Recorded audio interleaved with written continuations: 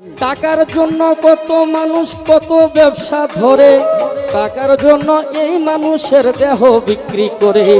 অসৎ ব্যবসা নারীর ব্যবসা কতই মোরা পারি, আমার আল্লাহর কালাম শুনতে গেলে মাথায় পড়ে বাড়ি। পুরুষের মান কইমা গেছে মায়ার জমিদারি।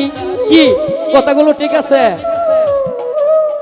এই পুরুষকে হার মানাইলো কিছু কিছু নারী, যেমন স্বামী তৈয়া সফর করে অন্য পুরুষ লইয়া।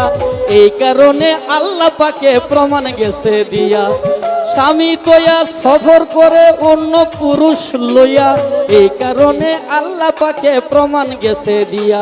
সেই নারী হয় শয়তানের বাহু, আল কুরআনে কয় স্বামী কিছু কইতে গেলে উল্টা দেখায় ভয়। নারী হয় শয়তানের বাহু, আল কুরআনে কয় নিজের স্বামী কিছু কইতে গেলে উল্টা দেখায় ভয়।